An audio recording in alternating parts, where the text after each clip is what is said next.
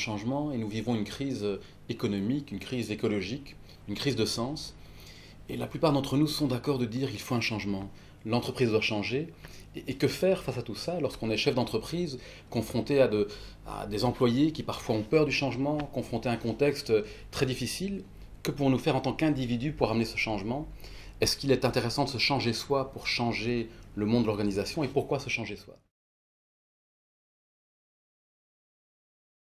Si nous voulons changer le monde de l'entreprise, face à l'énormité de la tâche et au nombre de contraintes qui reposent sur les organisations aujourd'hui, le seul endroit où nous pouvons avoir un réel changement, c'est au niveau du chef d'entreprise. Et pourquoi? Parce que vous êtes chacun d'entre vous une partie, et certainement la partie la plus importante de votre propre entreprise, et vous êtes aussi l'outil.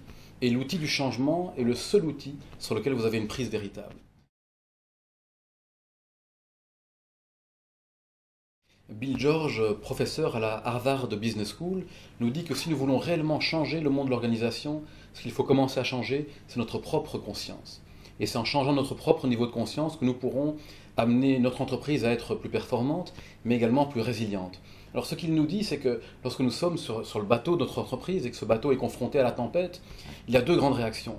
Une réaction, c'est de naviguer, de foncer face au vent, réaction d'agressivité souvent, réaction impulsive.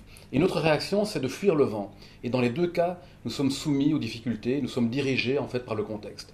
Et la troisième possibilité, c'est de pouvoir justement s'arrêter et de pouvoir s'arrêter et observer ce qui se passe en nous, ce qu'on appelle dans différentes approches la pleine conscience par exemple, et cela nous donne la possibilité de prendre des décisions réellement libres en fonction de nos valeurs, de notre intelligence, plutôt que de prendre des décisions déterminées par un environnement qui est difficile.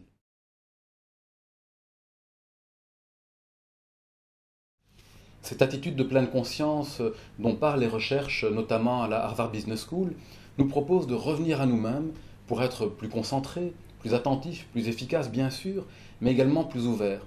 Cela nous ouvre à l'expérience et nous rend beaucoup plus créatifs et nous rend en ce sens capables de trouver des solutions quand bien même l'horizon nous semble bouché. Et un troisième élément extrêmement important pour un chef d'équipe, pour un leader, cette ouverture aux autres, une attitude plus compassionnée qui nous rend plus altruistes et plus à même d'avoir une équipe motivée sur la durée. Et je pense que chacun d'entre nous sait qu'une entreprise, c'est l'ensemble des collaborateurs, des ressources humaines qui la composent.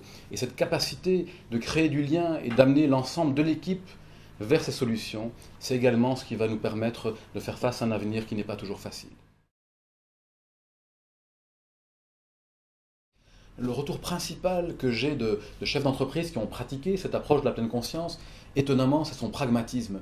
Ils reviennent tous en disant, voilà une approche qui est très très concrète, qui nous ramène vraiment à notre propre expérience et à nos propres capacités de pouvoir impacter notre environnement. Et plutôt que de partir sur des très grandes théories qui sont intéressantes, c'est comment moi, en tant qu'individu, je peux réellement changer ma manière d'entrer en relation avec les difficultés de mon entreprise et comment je peux apporter ça également à mes collaborateurs, à mes clients et à l'ensemble des parties prenantes du monde dans lequel je vis.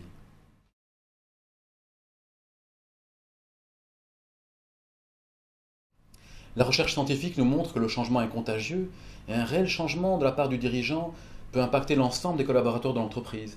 Et de là peut se traduire en changement par rapport aux fournisseurs, par rapport aux clients et par rapport à l'ensemble de la société dans laquelle se trouve l'organisation.